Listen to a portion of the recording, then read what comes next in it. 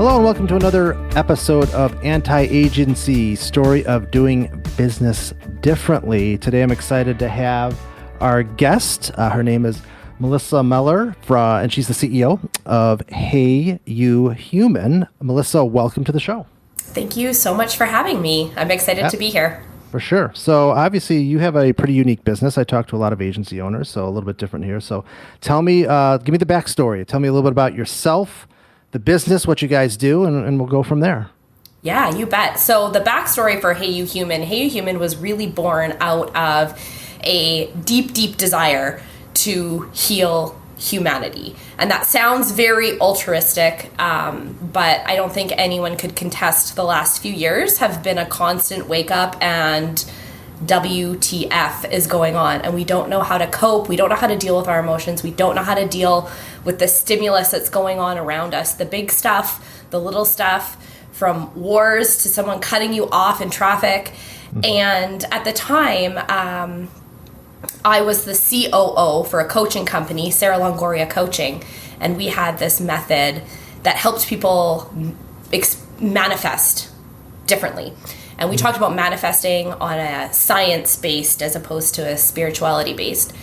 And the unintended byproduct of people being able to use our method and manifest better was people were happier. They were healing their deep trauma. They were healing deep wounds. We were getting rid of PTSD, anxiety, depression. People were getting off drugs, healing chronic illnesses. And at the time, I remember I was sitting with Sara, our founder, and I just said, we're just doing the world a massive disservice by niching into what was, to be honest, mostly white, privileged females in the spirituality world, when this was a tool that humanity needed. And we wanted to connect with all humans, regardless of race, gender, ethnicity, political beliefs, and we wanted to create a community that was just so different than what we're currently seeing out in the world. And thus, Hey You Human was born.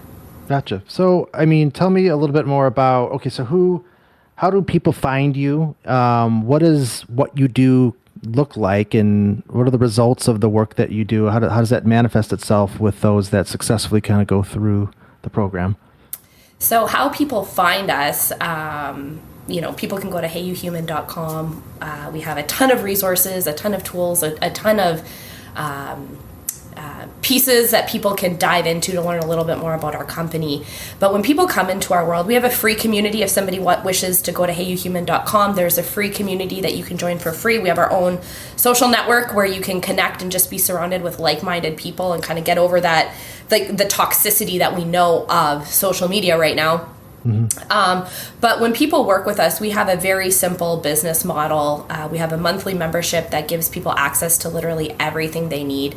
The training of our method is called the Rapid Relief Technique, and it is the technique that literally helps people tap into and heal their emotions quickly, easily, seamlessly, tap into the subconscious emotions that are actually the puppet master of our human, but we don't even know how to access it because it's not at the forefront of our mind.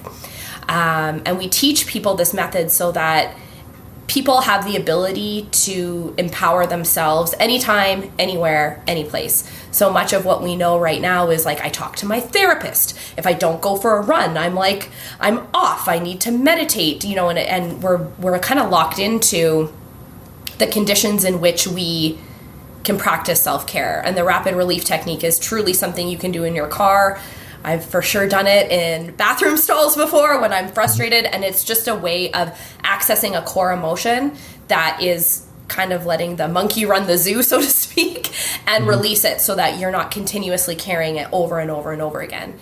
And you asked about our results, what people experience when they work with us, and I always kind of laugh when I share these results because it's almost like you're lying.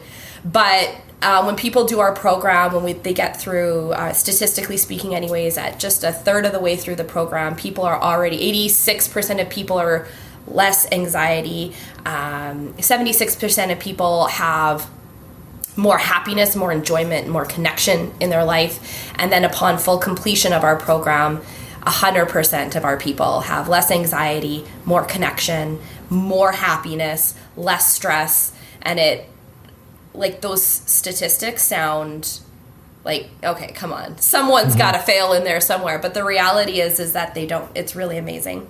Yeah, I think mental challenges, things that happen that you can't kind of see, touch, or feel, I think those often get forgotten about, I think, and pushed to the side. I think a lot of people, present company included, throughout my life, that's kind of like, oh, I'm just not going to deal with that. You know, you're kind of dealing with, oh, I gotta work, I gotta pay bills, I got kids, I got all these things that are like these physical things that exist that that you deal with. I think when you're feeling anxiety or you're feeling these sorts of things, a lot of people, I think it's two things. I think it's one, it's the easiest thing to kind of just ignore and set aside, and the second part is just like historically, like the stigma around getting help. You know, I think is can be kind of a handcuffs people. They think, oh, I'm admitting that there's something wrong with me, and I think that people kind of are uncomfortable with allowing themselves the time and the effort to kind of deal with those sorts of things. So I know a lot of our listeners. Oh, go ahead. Sorry if I may interject. I also think if you look back, actually not I think, I know, when you look back on how we were raised, our first expression of emotion as little children, you know, the terrible twos, we have these temper tantrums, and most of us learned, shut it down. Enough. Shut it down. Take a breath. It's not a big deal. Go to your room. Take your time out. Enough. Stop crying. If you had a more intense household, you could have been severely reprimanded, and that's just kind of the average household. Then you mix in lack of safety, abuse, emotional, physical, sexual abuse, and people basically learn to shut it down. That is what we know. And so it's really no surprise that as adults, we have real living, breathing stuff that we're dealing with. We have to pay our bills. We got to work. We're dealing with stuff with our kids. There's wars going on in the world, and we just deflect to what we know, which is shut it down. And I often say our human is basically, I envision us like a pressure cooker. We got all this stuff just like bubbling beneath the surface, and we're all trying to live our best possible life without exploding. Right now, we're just existing right on the edge. And we know that we're meant for more. I think society is getting better at admitting, like, I feel like there's two classes of people. There's people who are like, nothing is wrong with me, I'm fine, and they can't ask for help. And then we have the other class of people that are so comfortable in therapy that everything is like, I rely on my therapist, and I've been going to therapy for 15 years, still dealing with my parents' divorce from when I was a kid, and no one says like, okay, but are you better? Like, have you moved past that piece? And so we're really wanting to change the stigma around that and give people the tools so that they don't need to be in therapy for the rest of their life. They don't need to set up boundaries. They don't need to rely on modalities or a meditation or a run or all of these things. Right now, we're kind of pandering to a problem as opposed to solving it. And so we were like, no, we want to cut the BS, go right to the core, heal it at its core. And we teach people what I call root cause emotional intelligence. We teach people how to cut through all of the crap, bring it into the core, teach people how to actually feel it. Right now, we know how to understand it. We know how to logic it. Teach people how to actually feel it, release it, and then like kind of get rid of that rock that we've been walking around in our backpack. Sure. So I know a lot of the people that listen to this podcast are either agency owners, business owners, or aspiring.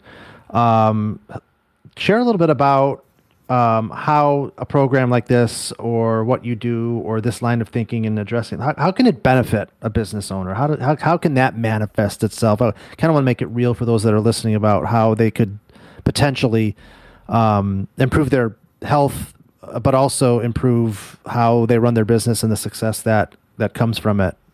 Yeah. Business, the aspiration for success and running a business evoke a lot of emotion, whether it be sadness, frustration, anger, disappointment, lack of trust, lack of inability to depend on people, inability to trust people, inability to delegate work, allow people to shine, admit faults, admit that you're wrong, open up to new ideas. Running a business, conducting business, and being responsible for people just brings out a ton of emotion. And so the real beauty of Hey You Human when it comes to business is it teaches you how to do business a different way. It teaches you how to relate to your people a different way. It teaches you how to take your crap and get rid of it so you can truly, truly lead. I know I can speak to this with 100% certainty. I'm not afraid to admit it. I had a hard time trusting people. I theoretically would be like, oh no, they're competent. But I was always double checking their work. I was always finding mistakes. I was, kind of biting my nails because they didn't do things the way I did it. And I was inadvertently setting people up for failure. And so to really understand and practice emotional intelligence to this level means that you can understand your emotions and get rid of the emotions that are dictating you as a business owner. It allows you to understand the emotions that are evoked when you're responding to conflict, or times of trouble, whether it be financial burdens, whether it be having to have hard conversations with staff, whether it be a really frustrating client experience. Anything that evicts emotion, which is honestly the full experience in a business, if you can understand where your emotions are coming from and get rid of them, you're actually able to look at a situation so much differently because you're not run by your emotions anymore. It's no longer the monkeys running the zoo. You have the ability to have hard conversations and they don't feel hard. They actually just feel very organic. You can create a standard in your business that feels different than forcing clients to conform or forcing employees to conform. Your business can actually start growing with ease without it feeling like the hustle and grind, like how many side hustles are out there. And I always hated that term because, you want to create a business. Most people want to create a business because they're really passionate and they want to see a change in the world and they want to provide great customer service and money is great, but they're there because they're passionate about something.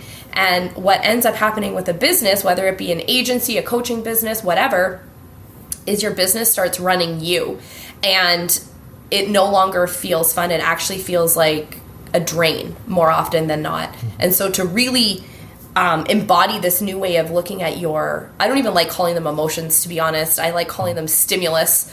When we look at stimulus and we can heal through stimulus easily, your business and your leadership they're fun and it's easy. Yeah.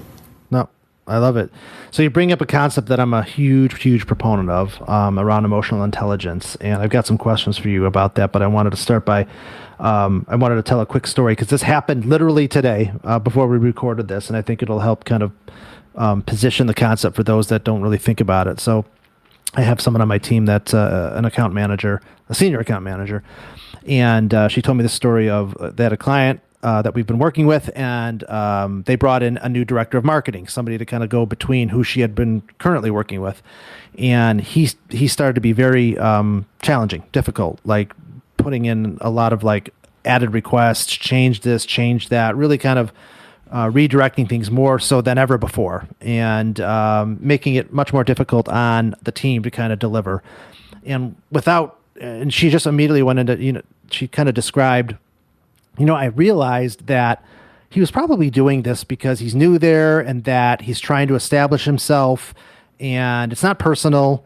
It's just a pretty natural progression for somebody that's new in their business. So I didn't take it personal, and I knew that we kind of needed to navigate this and do what we could to build a relationship. And then a month and a half passed and things are a lot better.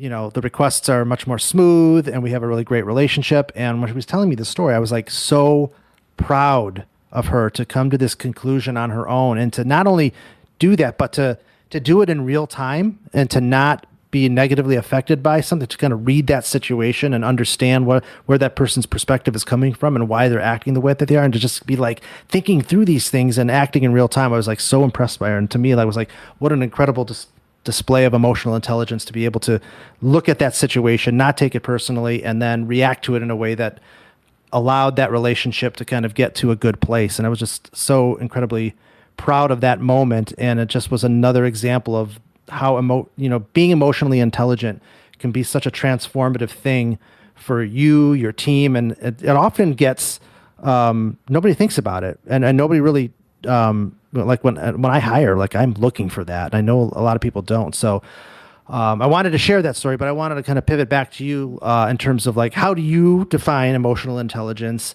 and how can people think about that in terms of how it applies to themselves and how they should prioritize that and how they run their business? So what we know of emotional intelligence today is very much being able to empathize and understand where somebody is what they're going through, and to not take it personally, to let a person have their moment. And when we talk about emotional intelligence, I call it, and I've mentioned this concept once before, root cause emotional intelligence. So it's not just understanding and being able to empathize, like, oh, this is a new VP. He's over here wanting to assert his dominance. Like, give him airtime. He'll like calm down. Yeah.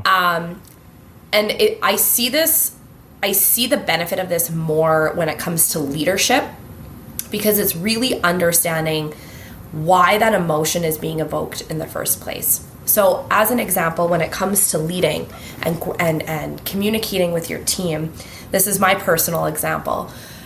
When we were starting to hire and I was starting to offload a lot of my work, I was very much kind of like, I wouldn't call myself a micromanager. I was like, go do it. And then I would be like peeking in from the back end, like, okay, but are they doing it? Are they doing it? Never really, letting them have their freedom, but never, fully letting go. And I had a new person and she was fantastic and so incredibly competent, but I was constantly frustrated and disappointed. And so I started using the rapid relief technique to really understand like why. Like everything in my body was like, no, she's good. But then I would be so frustrated that she didn't know how to do something, or that she was asking questions, because in my head I was like, listen, this is what I hired you for. You should know how to do this. God, can't people be resourceful anymore? I'm not fixing your problems for you. Go and figure it out. All of these things. And I was so frustrated one day. I went out to my car and I started using the rapid relief technique. And I had this memory pop up from when I was a kid. And this memory was of, I was at home. I was old enough to be home alone, so 13, 14, 15, I'm not sure. And my parents had asked me to start dinner. This is not a monumental moment. I wasn't traumatized. I wasn't like in an abusive household. They're like, hey, can you start dinner?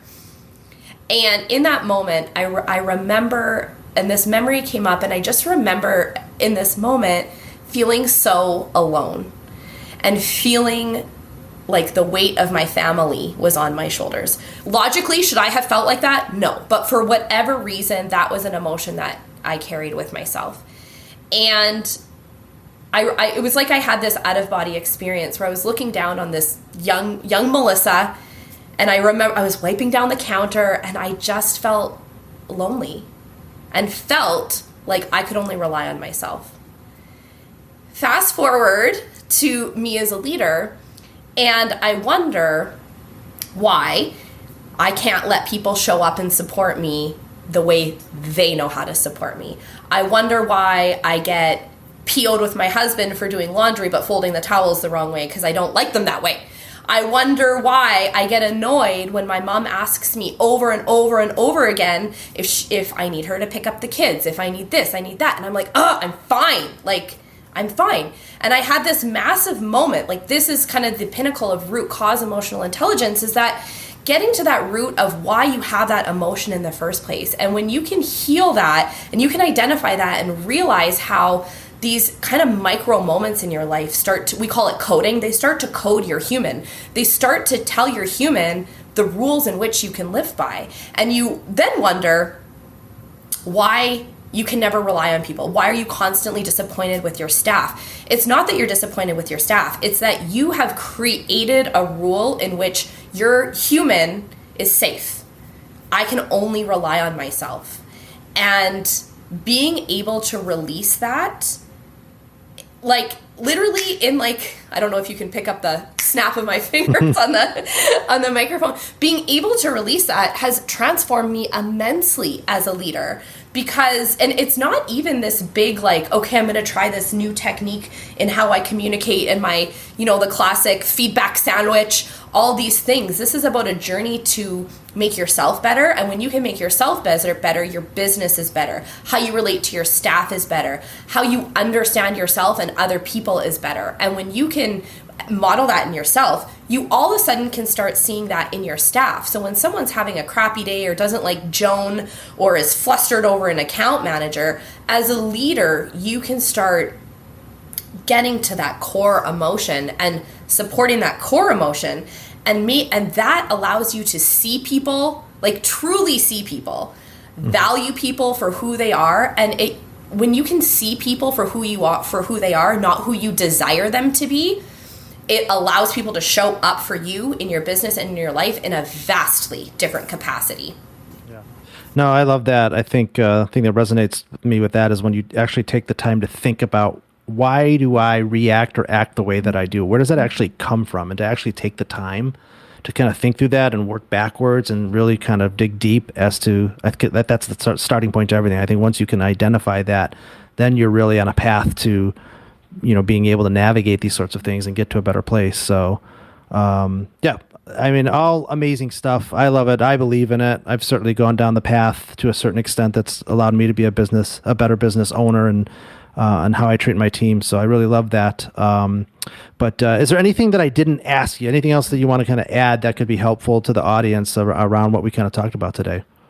The only other thing that I would want to add is if somebody is listening to this and wants to learn more about the rapid relief technique, because it's truly transformational. A lot of times we can acknowledge, we know how to acknowledge things that are bothering us. We can, pinpoint certain points in our life that we're like, oh yeah, that was horrific, that bothered me, but we don't know how to actually release it. So if the method that we use, this is our proprietary method, it's the rapid relief technique. And if somebody wants to learn that for free, they can go to heyyouhuman.com and learn it for free. When we started this and we just started seeing these honestly unbelievable transformations, we had made a decision as a business that this isn't something that should only be available to people that could afford it. Yeah, I love it. This to me is like the secret to happiness, the secret to life. And so it's something that's available for free. Anyone can go and learn it. And then if they wanted to learn how to move from a reactive state, so responding to stimulus, to proactive, then our membership is what teaches them all the goodness. I love it. So if you're listening, be sure to check out heyyouhuman.com. We'll have the links and the information in the show notes. Melissa, thanks so much for carving out some time and sharing your expertise with the audience. Oh, this was my pleasure. Thank you so much. Awesome. And thank you all for listening. Be sure to subscribe, like, share, all that good stuff. We'll see you next time on the Anti-Agency Podcast.